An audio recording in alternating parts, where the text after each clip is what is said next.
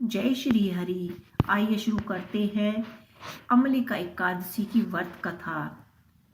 माधक्ता बोले कि हे वशिष्ठ जी, यदि आप मुझ पर कृपा करें तो कृपया ऐसी व्रत की कथा कहिए जिससे मेरा कल्याण हो।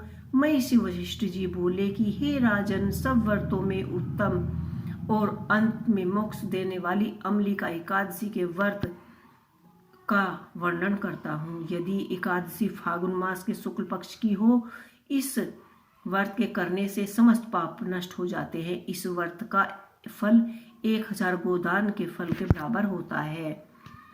अब हम आपसे एक पौराणिक कथा कहते हैं, आप ध्यान पूर्वक सुनिए। एक वेदिस नाम का नगर था जिसमें ब्राह्मण, क्षत्रिय, वैश्य और शूद्र चारों वर्ण आनंद सहित रहते थे। उस नगर में सदैव वेद ध्वनि गूंजती रहती थी तथा पापी, दुराचारी तथा नास्तिकता उस नगर में कहीं नहीं थी। उस नगर में चेतरथ नाम का चंद्रवंशी राजा भी राज्य किया करता था। वह अत्यंत विद्वान और धार्मिक था। उस नगर में कोई भी व्यक्ति दरिद्रता व कंजूस नहीं था।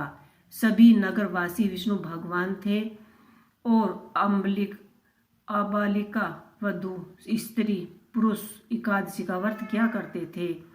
एक समय फागुन मास के शुक्ल पक्ष की अमलिका एकादशी आई। उस दिन राजा, प्रजा तथा बल वृद्ध सभी हर्षपूर्वक व्रत किया। राजा और प्रजा के साथ सभी मंदिर में जाकर पुण्य कुंभ स्थापित करके धूप, दीप, नैवेद्य, पंचामृत, पंचरत्न और इन प्रकार स्तुति करने लगे। और फिर उन्होंने, हे धनत्रे, तुम ब्रह्म स्वरूप हो, तुम ब्रह्मा जी द्वारा उत्पन्न हुए हो और समस्त पापों का नाश करने वाले हो, तुम्हें नमस्कार है।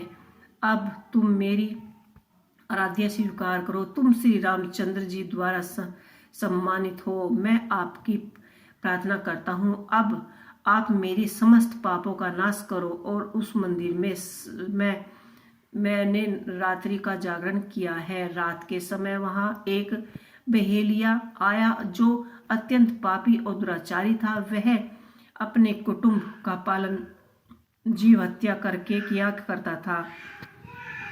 भूख और प्यास से अत्यंत व्याकुल वह बहेलिया इसी जागरण को देखने के लिए मंदिर के एक कोने में बैठ गया और विष्णु भगवान तथा एकादशी महात्म की कथा सुनने लगा। इसी प्रकार अन्य मनुष्य की भांति उसने भी सारी रात जागरण किया। प्रातःकाल होते ही सब लोग अपने अपने घर चले गए। तब बहेलिया भी अपने घर चला गया। घर जाकर उसने भोजन किया। कुछ समय बिताने के पश्चात उस बहेलिया की मृत्यु हो गई। मगर उस अमला एकादशी के व्रत तक जागरण से उसने राज्य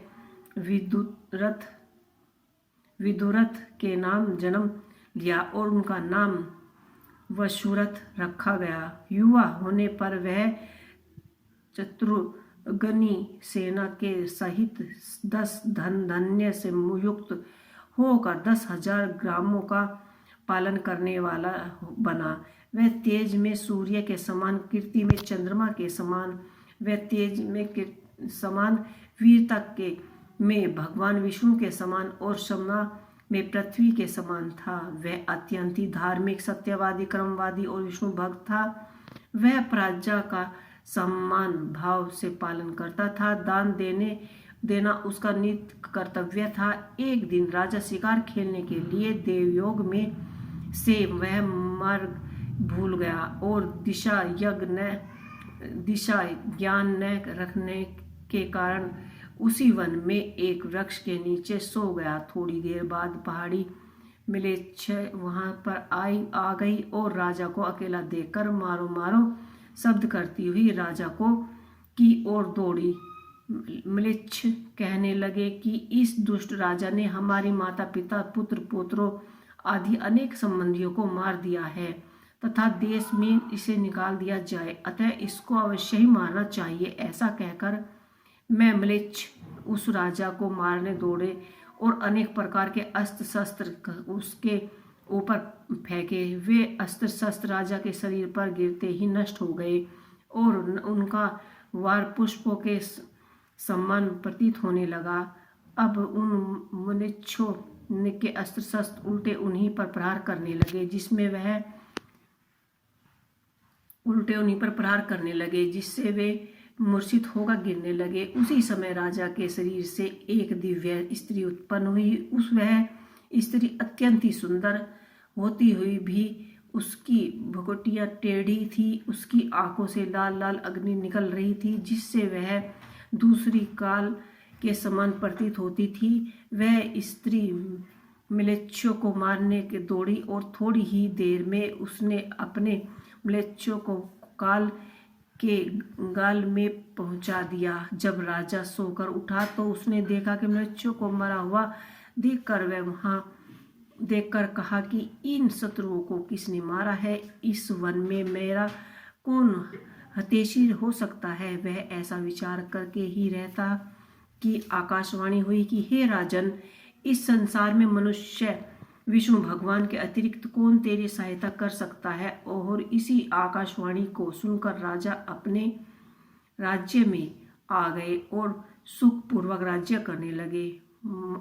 महिषी वशिष्ठ जी बोले कि हे राजन, यह अम्लिका एकादशी के व्रत का ही प्रभाव था। जो मनुष्य इस अम्लिकी एकादशी का व्रत करता है वह प्रत्येक कार्य में सफल होता है और अत्यंत अंत में विष्णु भगवान विष्णु लोक के कार्य को सफल होता है। अंत में उसे विष्णु लोक की प्राप्ति होती है। तो आप लोगों को हमारी आंवला एकादशी यानी अम्लिका एकादशी की कहानी कैसी लगी हमें कमेंट बॉक्स में लिख के अवश्य ही बताइएगा। जय